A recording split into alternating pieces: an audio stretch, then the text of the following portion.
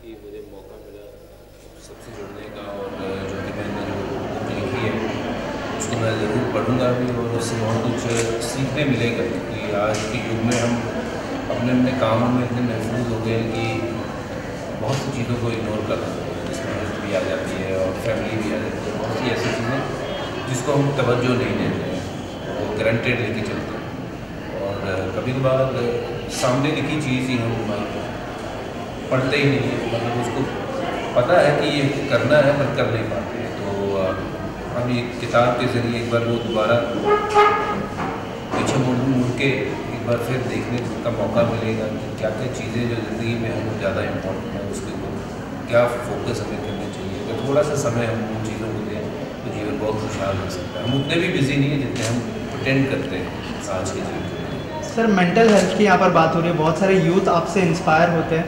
जब आप डिप्रेस होते हैं तो क्या करते हैं? जब आप खेलते थे तब, जब आपका लो समय चल रहा था तब आप क्या करते हैं? अगर उस बारे में कुछ हमारी यूथ को अगर आप मैसेज देना चाहें या फिर बताना चाहें। Sports is the best medicine for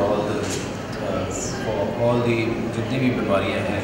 हमारे बीच डॉक्टर्स भी थे या उन्होंने भी इस बात को, ताकि जब आप खेलते हो तो आपका दिमाग भी चलता है, आपकी शरीर भी चलता है और आप स्वस्थ रहते हो, क्योंकि हर ऑर्गन के ऊपर काम हो रहा होता है। और जो सांस की बात आपने करी, वो सांस का ऊपर होना नीचे होना, उसको कंट्रोल, क्रिकेट है या कोई भी स्पोर्ट्स, वो आपको जीवन में बहुत कुछ सिखाती है। क्योंकि जिसको हार जीत का अंदाज़ा आ गया है कि हार में कैसे अपने आप को संभालना है और जीत में कैसे अपने आप को संभालना है, वो जीवन में बहुत कुछ सीख जाता है। So I am one of those lucky ones कि मैं उतना पढ़ा नहीं, बट मैं सिर्फ और सिर्फ जीवन में जो चीज़ें हुई हैं उन सब चीज़ों से पढ़ा हूँ, और खेल ने मुझे बहुत कुछ सिखाया। सो आज मैं अपने आप को मैं कहता हूँ कि शायद मैं पढ़ लिख के भी वैसी चीज़ें नहीं सीख पाता जो मुझे इस खेल ने सिखाया। मैम, क्या कहना चाहेंगे? हरभजन सर यहाँ पर आए हैं, जैसे मैंने कहा कि यूथ आइकॉन है, और कह सकते हैं कि ये टॉपिक पे बात करने के लिए एक परफेक्ट पर्सन को आपने यहाँ पे बिल्कुल बिल्कुल।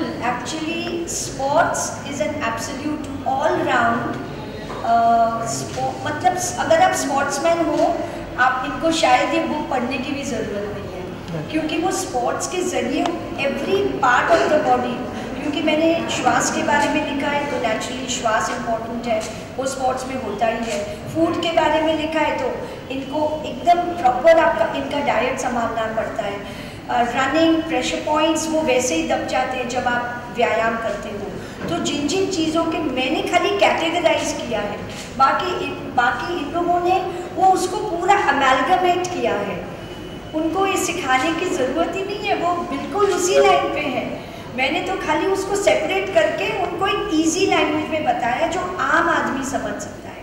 जी, हम इनके स्तरों पे पहुंच भी नहीं पाते हैं। हमारी तो छोटी सी प्रयास है कि सारे लोग जो मतलब पूरी दुनिया में कहाँ कहाँ पहुँच गए, लेकिन Bruce Willis, Rita Hayworth, Charlton hasten, India के इतने लोग, मार्गरेट थैचर, वो सब डिमेंशिया, अल्जाइमर और इनके शिकार होते हैं।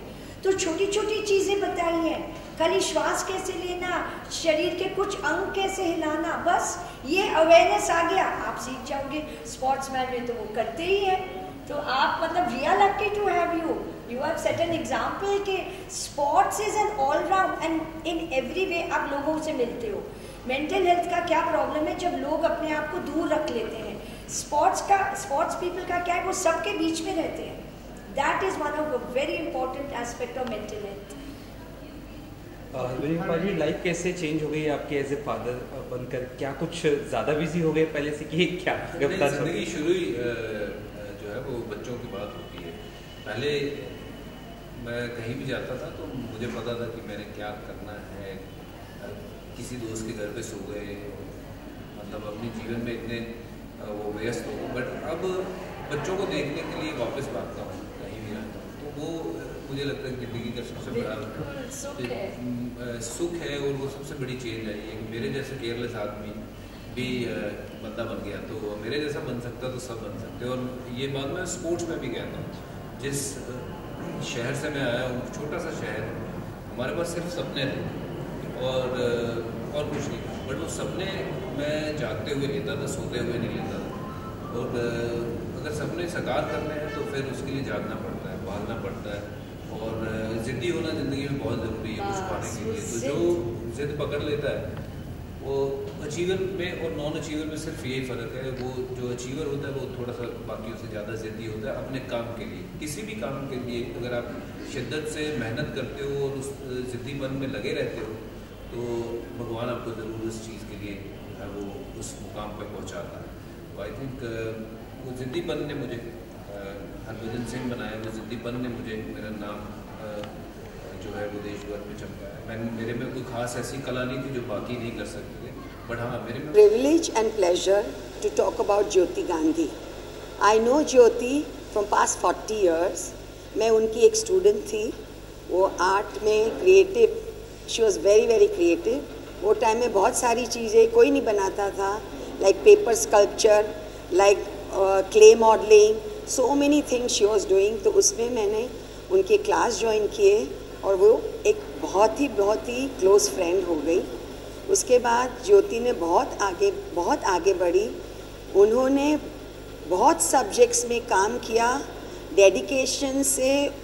She taught herself about a lot of things, about different things of life, values of life, जिसमें उन्होंने सीखा। और now she is giving everybody back to the society जो उन्होंने सीखा।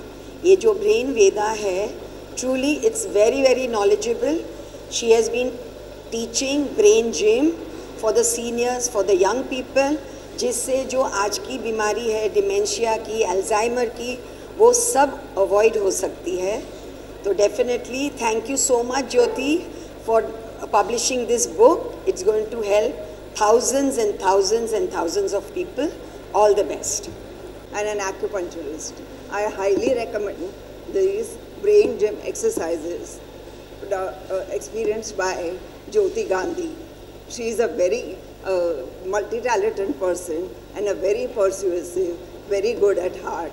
Her exercises I would recommend to start very early from young age, even for older people, but it's always good to start young. I wish her all the best in her endeavor for the new Innovative Club of Bombay Airport President. And today I'm feeling very proud that Jyoti Gandhi is our member since many years. And she has done lot of Zoom के ऊपर सब जगह पे हमारे district के अंदर different clubs के अंदर उसने ये ब्रेन वेदा है उसको बहुत अच्छी तरीके से सबके साथ उसने किया है। So I'm really really proud कि Jyoti Gandhi is our member. Thank you. Hello everyone, this is Dr. Avni. I'm a diabetes consultant and a lifestyle counselor. Having joined Innovative Club of Bombay Airport since almost last 10 years, and I've been associated with Jyoti Gandhi, and we used to discuss a lot on brain health. After that, my passion to all the senior citizens old age home, we used to go together and teach the senior citizens on brain health. After that, Jyoti has found no end to her work and has taken all the way to lakhs of people here and there within India and even abroad on Zoom. I wish her all the best for future and to help for this brain, which is a very complex organ and a very essential organ for our body. Thank you. Hello everyone, I'm Dr. Rajshri Trivedi, Principal of Mahiben Nanavati Women's College. In today's fast changing world, whether it's mental health or psychological or emotional health, brain is something which has to remain healthy. Finally, we have got Brain Veda. Congratulations and thanks to Mrs. Jyoti Ben for this wonderful book. I am Daksha Patel, past President, Innovative Club of Bombay Airport. I inspired her to go in this subject ahead and ahead and give such a large scale and write a book, and she did it. Congratulations to her, and I am very happy for her. Wish you all the best, Jyoti. I am Kavita Verma, friend of Jyoti's and part of the leaders group.